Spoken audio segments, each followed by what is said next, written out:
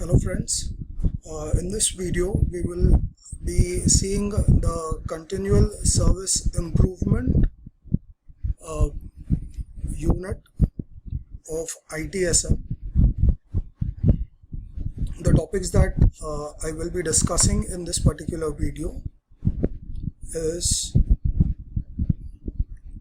CSI model, knowledge management, timing cycle, and service measurement.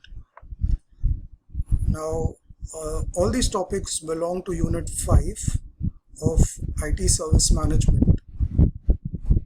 The very first topic that we shall see is your CSI model. CSI model is a very important part of the continual service improvement phase in the service life cycle. During the service strategy phase, we set down certain objectives and certain goals which we want to achieve. During the CSI phase, we sit and evaluate the position where we have reached. There are a lot of people who are a part of this particular model, and there is a lot of evaluation activities that are done in this particular model. The CSI model begins with a basic evaluation of where we are now. So during this part, it is the process owners and internal auditors who come up with your current status as to where you have reached. They give you the baseline data. Then where do you want to be? That is the second step. So now that is basically what goals you had set for yourself in the service strategy phase. Have you reached that goal? That is what you have to find out, evaluate with your current position that is there. There will be a lot of people from senior management, from your sponsors, who will be at this step, who will help you out, who will make sure that okay, whatever goal you have set is an adequate goal which can be reached. The third step in the CSI model is how do we get there. So if there is a difference between your current position and where you want to be, then there are certain steps, certain processes that need to be laid down, that need to be started as to how will you get where you want to reach. So the general idea is about you want to reach to a particular place, and you are at a current place. So now how do you get there? You need to make a process. You need to make sure that you are following the process, or everyone involved in the organization is following that particular process. Finally, you need to set down or lay down metrics which helps you understand whether you are improving or not improving.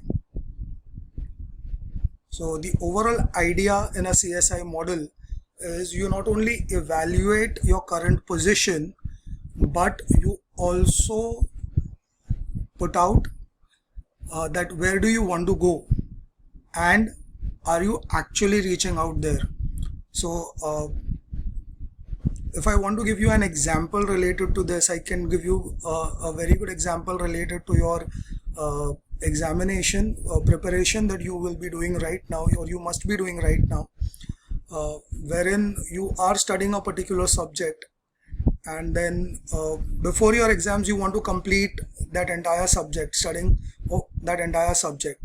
So if you have, let us say for example, you are studying ITSM and you have managed to finish only 2 units, studying only the first 2 units, then the first part about where are we now will be like, okay, you have finished off 2 units. Before the exam you need to finish off studying 5 units. So that is going to be your baseline data of studying 5 units. your internal audit is going to tell you that okay, you have only studied 2 units. So in the second aspect of where do you want to be or where you want to go is basically that you want to study or you want to complete the entire syllabus of studying 5 units. So now how do you have to get there? Now this totally will depend on the time that you have available. So if you have a week, then you need to accordingly plan out in that entire week how will you study, what units will you give more preference, how many hours will you be studying. So you need to make out a process plan as to what is the time of studying and how much time are you going to give in, so that you can complete 5 units in the next week. And then after maybe 2 or 3 days, you have to take a check as to whether you have improved, whether you have studied another unit, you have completed half a unit. So you will automatically come to know that whether you are improving or whether you are not improving. So that is basically how your CSI model goes. Now next is basically a knowledge management model, wherein we are during our entire phase of creating the service, right from service strategy, then to service design, service transition and service operation, there is a lot of data that we are collecting, which we are trying to classify as to what that data is related to, when do we need the data, who will give us that data. So once we classify data in respect to these questions, that data becomes information for us. Once we get an information, then how do we use that information? Once we understand that where that information needs to be used, how are we going to use that information, it automatically becomes knowledge for us. And when we are applying that knowledge based on a particular situation, based on a particular scenario, then that automatically becomes wisdom. So this is basically a DIKW, that is Data Information Knowledge Wisdom model, wherein how you are using what data you have, the understanding of the data that you have, and when, where to use that data, how to use it. Finally, data is going to be repeated over a period of time. So when that data needs to be used, implemented, finally becomes your wisdom. Next is a Deming cycle. Deming cycle is quite similar to your CSI model, which is actually been put into implementation by many organizations around the world. Deming cycle basically includes 4 steps, that is plan, do, check and act. So Deming cycle many a times is also called as the PDCA model. So when we are planning, we need to plan for a particular process or a project. In the do phase, we actually implement or do the project, or we create the entire project. Check basically implies that we have to do an audit of what work we have done. Is it good? Is it not good? And then have we completed the work? So all these things will happen in check. Basically it's an audit part which we are doing, and based on the results that we get from the audit, we have to act. So we come up with newer actions, newer processes, some newer methodologies, some corrective measures that we have to take. So that is the entire idea when we talk about the Deming cycle and how we improve it. Of course, over a period of time, these activities that you are doing generally comes into a cycle, and your understanding of the process, your understanding about the project that you are doing increases, and so does your maturity level also increases with a period of time. Lastly, when we are talking about the service measurement, in any kind of an organization, we first need to establish baselines. Now, this is very, very important if we want to do CSI, or when we want to do CSI. In order to measure any kind of a service, we have to establish baselines. Baselines are nothing but they are standards with which we will do our all comparisons. So that is very, very essential to establish at the start. It is also important to make sure that your baselines are documented and accepted throughout the organization. Everyone has to agree to those baselines. If people don't agree to the baseline, then they will not use the baseline, or they may give you not the kind of data that you want for evaluating on that particular baseline.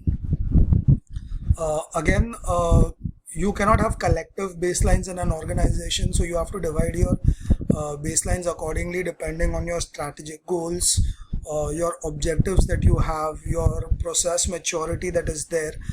So the baselines that you have are going to be different based on the processes and the objectives that you are doing in an organization. So based on all these, you need to make sure that you are having a proper baseline. You are documenting that baseline, and then you are using the baseline for evaluation. Now, why should you measure your service that you are that you are giving, or the processes that you are actually performing? Because it is necessary to validate whatever previous decisions you have made.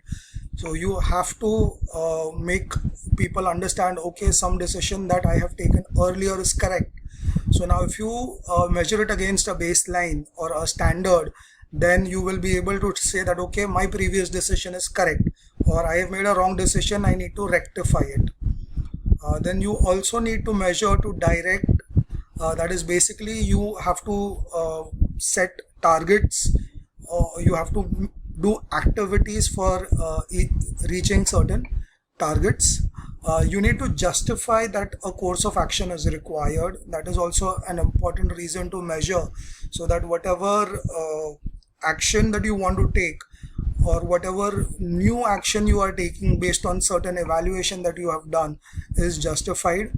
And finally, another reason to measure is to intervene, because you may have found out something wrong in the evaluation, and now you want to take corrective action. So you have to stop the current process, and then you have to try to rectify and go into the right direction that you have to do.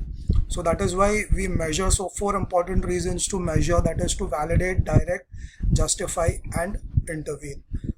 So this brings me to the end of my video for now.